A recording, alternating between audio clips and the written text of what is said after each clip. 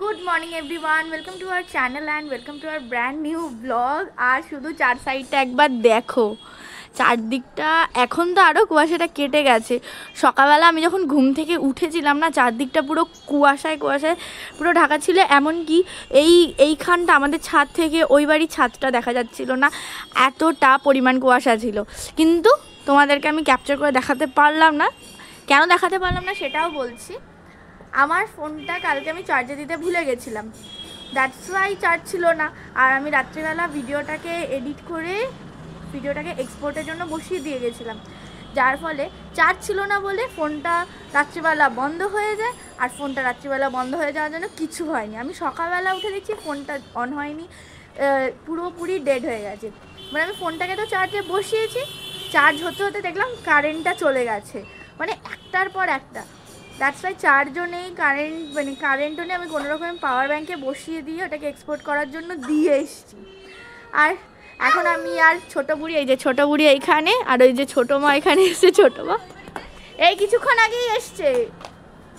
তো এখন আমরা দুজনে একটু ছাদে এসেছি, ছাদে একটু ঘোরাঘুরি করবো, দেন তারপর নিচে যাবো। ছাদের দরজাটা একেবারে দিয়েই গেলাম, কারণ আমি একটু পরে বেরিয়ে যাব, আবার কে আসবে দিতে। মা নিচে কাজ করছেন, তো আমি ভাবলাম না থাক, আমি ছাদের দরজাটা দিয়ে যাই। আজকে তো সেরকম ছাদে কিছু মেনেটেলা নেই, তাই একবার ছাদের দরজাটা দিয়েই গেলাম। এখন মা ডেকেছে খেতে যাব। এই ছোটো বুড়ি চল, আমি ভাই ছোটো বুড়ি সবাই মিলে এখন ব্রেকফাস্ট করতে যাব, সানডে ব্রেকফাস্ট। দেখি মা গিয়ে কী বানিয়েছে, যাই খেয়ে দিয়ে চটপট করে এসে তারপর স্নান টান করে বেরোতেও হবে। তো চলো এই খেয়ে দেই। এই আমার আর ভাই সকালের ব্রেকফাস্ট আজকে। আর আজকে সকাল থেকে কারেন্ট নেই, মাথা খারাপ হয়ে যাচ্ছে। কারেন্ট নেই সকাল থেকে, কখন গেছে কারেন্ট? বেলায় 8:30 পরে গেছে তো। হ্যাঁ 8:30 পর থেকে কারেন্ট নেই, মাথাটা তা খারাপ হয়ে যাচ্ছে। ফোনটাই নেই চার্জ, না দিতে পারছি ফোনে চার্জ, না করতে পারছি ভিডিও আপলোড, মাথাটা পুরো খারাপ হয়ে যাচ্ছে। তো এখন এই যে ব্রেকফাস্ট দিয়ে দিয়েছে, খেয়ে দিয়ে নিই, খাওয়া দাওয়ার পরে তারপর বলছি কি করব।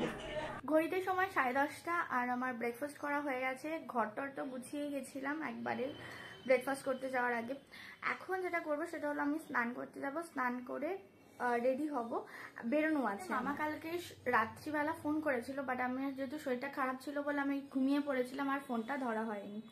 তো সকালবেলা আমি আবার মামাকে ফোন করি, তো মামা আমাকে বললো যে আজকে মামা বাড়িতে দুপুরবেলা খাওয়া দাওয়ার নিমন্ত্রণ রয়েছে।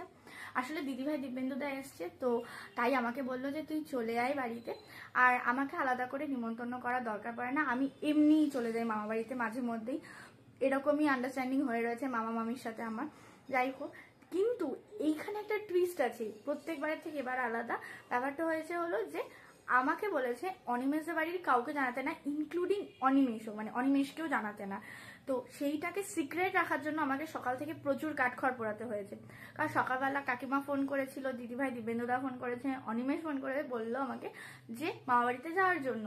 কিন্তু আমি প্রত্যেককেই মানে এত গুল মেরেছি, আমি বলেছি যে না আজকে হবে না, কালকে আমার এক্সাম আছে, এই আছে। অনিমেষ তো নাছর বাঁধা, আমাকে বলছে যে ঠিক আছে আমি মামা বাড়িতে অন্য কথা, আমি যাবো না মামা বাড়িতে, আমি ঘুরতে বেরিয়ে যাচ্ছি। আমি অনেক কষ্ট করে তাকে ঠান্ডা রেখেছি, আমি বলিনি যে আমি যাব না, আমি যাব মামা বাড়িতে, সেটা আমি জানাইনি। এখন তাই চটপট করে যাই, স্নানটা সেরে নিই। কিছু জামা কাপড় আছে সেগুলো কাচতে হবে, কারণ সারা সপ্তাহে জামা কাপড়গুলো রয়ে গেছে, সেগুলো কাছাকাছি করব। কাছাকাছি করার পরে স্নান টান করে রেডি হয়ে বেরোবো। তো ঘড়িতে এখন তো বললামই কটা বাজে, যাই অনেকটা লেট হয়ে যাবে। মামা বলেছে 12টার মধ্যে যাওয়ার জন্য, দেখি কতক্ষণে রেডি হয়ে বেরোতে পারি। ঘড়িতে সময় এখন প্রায় 11:30 বাজে। আমি ভেবেছিলাম শ্যাম্পু করবো, বাট কারেন্ট নেই, যার জন্য গরম জল হবে না। তাই ভাবলাম না থাক, শ্যাম্পু এখন করতে হবে না, আর ওদিকে যেতেও লেট হয়ে যাচ্ছে। তো আমি কোনোরকমভাবে স্নানটা করে চলে এসেছি। আর এই যে কুর্তাটা দেখছি ফুল মানে 2 পিসের সেটটা, এটা আমাকে মামি দিয়েছিল, তো আমি এই কুর্তিটা পরে নিয়েছি, কারণ বাইরে প্রচণ্ড পরিমাণে ঠান্ডা। তো একটা ফুল হাতা ফুল স্লিভ কিছু পরে যাওয়া গেলেই ভালো হয়, তাই আমি ওটা পরে নিয়েছি। জামা কাপড়গুলো ধুয়ে দিয়েছি, তো এই জামা কাপড়গুলো মেলতে এসেছি। আর এখন একটু হালকা হালকা রোদও উঠেছে, বাইরেটা বড্ড সানি হয়েছে, একটু একটু ভালো লাগছে বেশ। শীতকালে রোদটা না উঠলে না কীরকম একটা যেন লাগে। যাই হোক, যাই জামা কাপড়গুলো মেলে গাছগুলোতে একটু জল দেবো, গাছগুলোতে জল দিয়ে তারপরে বেরোবো আস্তে ধীরে রেডি হয়ে। মামাই কিছুক্ষণ আগেই ফোন করেছিল যে কোথায় তুই, কখন আসবি।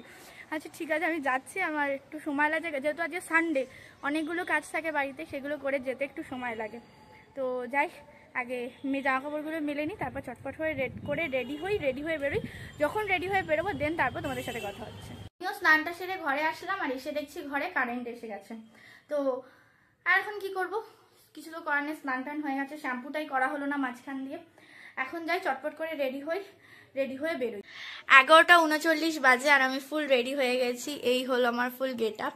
একটা ছোট্ট করে টিপও পরে নিয়েছি, আর মাথাটা সামনেটা দেখে মনে হচ্ছে পুরো তেল দেওয়া, পুরো তেলা তেলা হয়ে রয়েছে, বাট কিছু করার নেই। কারেন্টটা এমন সময় আসলো যখন আমার স্নান টান কমপ্লিট হয়ে গেছে। তো এই হলো আমার ফুল লুক। এবার আমি চটপট করে ব্যাগের ভেতরে চার্জার নিয়ে নেবো, কারণ ফোনে চার্জ নেই। যেতে যেতে হয়তো ফোনটা ডেড হয়ে যাবে, মামা বাড়ি থেকে ফোনটাকে চার্জে বসাবো। তো চলো এখন চটপট বেরোনো যাক। আমি স্টোলটা নিয়ে নিয়েছি আর আমার রেডি। চলো এবার আস্তে আস্তে করে বেরোই। ভেবেছিলাম মোজাটা পরে যাবো, বাট ভাবলাম না থাক, মোজা আর পরবো না। তো কি, রাজা তো বাড়িতে নেই। রাজা যদি বাড়ি থাকতো তাহলে রাজাই আমাকে দিয়ে আসতো, রাজা বাড়িতে নেই, যার জন্য আমাকে এখান থেকে একাই যেতে হবে। ভাইয়ের এক্সাম চলছে, ভাই বেরোবে না, মুখের ওপর শটাং জবাব দিয়ে দিয়েছে। তো চলো এখন যাই মায়ের কাছে, দিয়ে এসে গেছে। ঠিক আছে, আমি ওরা আজকে রিয়াকশনটা রেকর্ড করবো, মানে সকাল থেকে আমার মাথাটা খারাপ করে দিয়েছে, কি বৃত্তান্ত কি না এই করে। পুচি সে হাই। উল্টো না, সোজা। মিশ এখনো এসে পৌঁছতে পারেনি।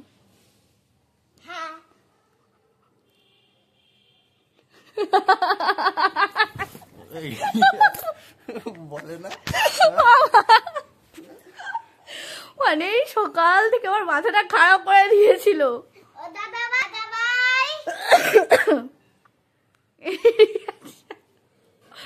আর এই যে আমার সকাল থেকে মাথা খারাপ করে দিচ্ছি না দাঁড়া। আমাদের বাড়িতে একজন রয়েছে, আর এই যে এই বাড়িতে একজন রয়েছে, ব্যাস কারোর সাথে অনিমেষে ঠিকঠাক পড়ে না। কেন পড়ে না আমি বুঝে পাই না, বাট অনিমেষ এসে আমাকে একটা টুক করে মেরে দিল। এই জিনিসটা কি ঠিক করলো? হ্যাঁ এদিকে তাকাও, এদিকে। এটা কি ভালোবাসা? একটু এদিকে তাকাও এদিকে। ও পুচিকে হেল্প করা চলছে। পুচি সে হাই। তখন পুরো হাইটা আসেনি, আরেকবার হাই। বাবা বিশাল ব্যস্ত মানুষ। তারপর কি আমরা ওয়েট করছিলাম দিদিভাই, দিব্যেন্দুদা আর কাকিমার জন্য। কাকিমার আসার পরেও এপিক রিয়াকশন দিয়েছিল, মানে আজকে মানে সবার রিয়াকশন সেই ছিল। মামা কাকিমার পেছনে লাগছিল, আমাকে বলবে না এই নিয়ে। তারপর দিদিভাই দিব্যেন্দুদা আসার পরে আমরা সবাই মিলে বসলাম আড্ডা করতে করতেই দুপুর হয়ে গেছিলো। তারপরে মামি আমাদেরকে ইয়ামি খাবার দিয়ে দিয়েছিল। মেনুতে ছিল আমাদের আজকে ফ্রাইড রাইস, বেগুনি, চিকেন, চাটনি সব। দুপুরের খাওয়া দাওয়া শেষে সবাই মিলে বসেছিলাম আড্ডা মারতে, কোথায় ঘুরতে যাওয়া যেতে পারে এই নিয়ে।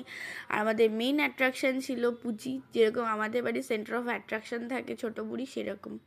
তারপরে একটু নাচানাচি করছিল, সবাই ওর পেছনে লাগছিল। আর ও এত কথা বলে, আমাদের ছোটো বুড়ি যেরকম কথা বলে সেরকম পুচিও একদম কথা বলতে থাকে। আর ওর কথাগুলো শুনতেও মিষ্টি লাগে, আদো কথা বলে। আর এই এক নাচ, সবাই আমাদের ছোটো বুড়ি যখন এই গানটা চালিয়ে দেয় তখন ও নাচতে শুরু করে দেয়, আর আমাদের পুচিও তাই। তারপরে আমি পেস্ট্রি নিয়ে গেছিলাম, তো সেই পেস্ট্রিটা বিকেলবেলা খাচ্ছিলাম, কারণ তারপর ঠিক ছিল যে একটু বেরোবো। আজকে আবার ওর কান ফুটো করতে নিয়ে যাওয়া হবে, তো তাই আমরা বিকেলবেলা সবাই মিলে, সবাই বলতে মামা, মামি, বোন, আমি, অনিমেষ, দিদিভাই, দিব্যেন্দুদা বেরিয়ে গেলাম স্টার মলের উদ্দেশ্যে। ঠান্ডাটা বিকেলের দিকে একটু কম ছিল, তো আমি জাস্ট একটা চাদর জড়িয়েই চলে গেছিলাম, কিন্তু আমি বুঝতে পারিনি রাতের দিকে অতটা ঠান্ডা লাগবে। তারপরে রাস্তা দেখতেই চলে এসেছি, কখন খেয়ালও করিনি। স্টার মলে মেনলি কোনো কাজ ছিল না, শুধু ওই বোনের কান ফুটানো ছিল, তো তাই ভাবলাম যে যাই, বাড়িতেই তো বসেই রয়েছি, গিয়ে একটু চট করে ঘুরে আসি। মামাও বললো যে চল একটু বাইরে দিয়ে ঘুরে আসি, তাহলে ভালো লাগবে।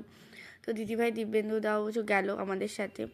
দুটো টোটো নেওয়া হয়েছিল, একটা টোটোতে আমি, মামা, অনিমেষ, আরেকটা টোটোতে ছিল দিব্যেন্দুদা, দিদিভাই, মামি আর বোন। দেখতে দেখতে চলেও এসেছি আমরা স্টার মলে। স্টার মল অনিমেষের বাড়ি থেকে বেশি দূরে না, যারা স্টার মল এসেছো তারা জানোই যে মধ্যমগ্রামে স্টার মল আছে। তো স্টার মল বেশি দূরেও নয়, কথা বলতে বলতে কখন যে চলে এসেছি মানে সেটা বুঝতেও পারিনি।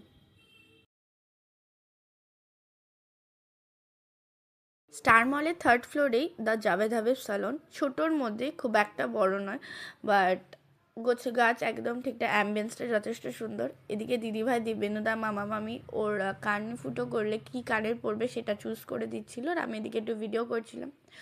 অনিমেষ অ্যাজ ইউজুয়াল বাইরেই ছিল। আসলে প্রথমে না ও ভয় পাচ্ছিল না, ওর বেশ এই জিনিসটা ইন্টারেস্টিং লাগছিলো, কারণ বাড়ি থেকে বেরোনোর সময় আমি কান ফুটো করবো এটা নিয়েও যথেষ্ট এক্সাইটেড ছিল।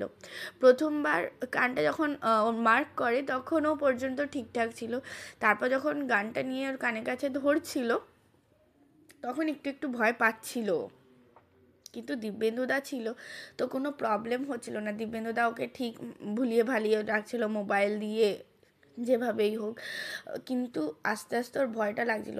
তারপর যখন এক গান শটে ওর একটা কান ফুটো করা হয়, তারপরে ওর ওই গানটা আই থিঙ্ক ব্যথা করছিলো, যার জন্য সেকেন্ড গানটা কোনো রকমভাবেই করতে দিচ্ছিল না। যতবার করতে যাচ্ছিল ততবার না না না, ও কান্নাকাটি শুরু করে দিয়েছিল। কিন্তু ওই ফার্স্ট গানটা যখন একবার করা হয়ে গেছে, আরেকটা গান তো করতেই হবে, তো কোনো রকমভাবে ধরে একটু তো কান্না করছিল না, তো আমি লাস্ট আর ভিডিও করতে পারিনি, তাই বললাম ঠিক আছে ও কানটা ফুটো করে নিই।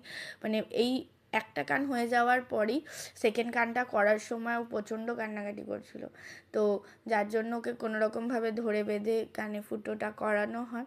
তারপর ওকে নিয়ে চলে গেছিলাম আমরা একটু মোমোস হতে, কারণ ওর এদিকে কান্নাকাটি করছিল কান ফুটো করার পরে, মামারাও এদিকে কয়েকটা কাজ করছিল। আমি ঠিক আছে চল, আমি আর অনিমেষ ওকে নিয়ে এলাম মোমোস হতে ঢুকে আমি একটু ভিডিও করছিলাম, তো ওরা বললো যে না ভিডিও করা যাবে না। ততক্ষণে মামা দিদিভাই ওদেরও কাজ শেষ হয়ে গেছে। আর এই স্টার মলে যে এত খেলনার দোকান না, আমার ওখান থেকে মোটেই নড়তে ইচ্ছা করে না। মামাদের কিছু কেনাকাটা ছিল, তার জন্য মামা প্যান্টালুন্স ম্যাক্স এগুলোতে যাওয়ার ছিল, বাট আমি ওই মোমোস লিটল শপ আর ওই খেলনার দোকানগুলোর সামনেই দাঁড়িয়েছিলাম। কি এরকম আছো যে জামা কাপড়ের থেকেও টেডি বিয়ার এগুলোর ক্রেভিংস বেশি, তারা প্লিজ কমেন্ট করে জানিও। ঘড়িতে সময় এখন 8:45 বাজে, আর আমি এই সবে মাত্র বাড়িতে ঢুকলাম। আমি ওখান থেকে মানে স্টার মল থেকে বেরিয়েছি তখন বাজে 8টা। দেন ওখান থেকে আমি টোটো অটো সব করে স্টেশনে এসে ট্রেন ধরলাম, ট্রেন ধরে বিশ্বপাড়া নেমে দেন বাড়িতে আসলাম। ওরা ওখানেই রয়েছে, ওরা এখনো পর্যন্ত বেরোয়নি, বিকজ আমার যেহেতু পরীক্ষা রয়েছে তাই আমি বললাম যে আমি বাড়ি চলে আসি, তোমরা কেনাকাটা করো। আর ও দিদি ভাই দিব্যেন্দুদা সবাই রয়েছে। তো আমি সবেমাত্র বাড়িতে এসেছি, আর ঠান্ডাটা আবার লেগে গেছে, গলাটা পুরো কাশিটা সেটা ধরে রয়েছে। যাই এখন যাব, গিয়ে ফ্রেশ হবো। বাবা তো বাড়িতে নেই, বাবা এসে শুনলাম বেরিয়েছে, মা বাড়িতে রয়েছে, নিচেই রয়েছে। আমি এখন ওপরে বসে একটু পড়াশোনা করব, তারপর দেখি রাত্রেবেলা খেয়ে দিয়ে তারপর শোবো। 10:30 বাজে, আর আমি পড়ছিলাম, উঠে তারপরে গেলাম খেয়ে দিয়ে এখন শুয়ে পড়বো। ভোরবেলা উঠে আরেকবার একটু পড়াশুনো করে দেন তারপর অফিসের জন্য বেরিয়ে যাব। তো চলো, এই সানডেটা তো এরকমভাবে কাটালাম, আর আজকের ভিডিওটা এখানেই শেষ করছি। আই হোপ এতদূর অবধি যখন দেখেছো তোমাদের ভালো লেগেছে। ভালো লাগলে please do like comment share and subscribe our channel Anisha story. তো দেখা হচ্ছে নতুন আরেকটা ভিডিওতে, আজকের মতো টাটা।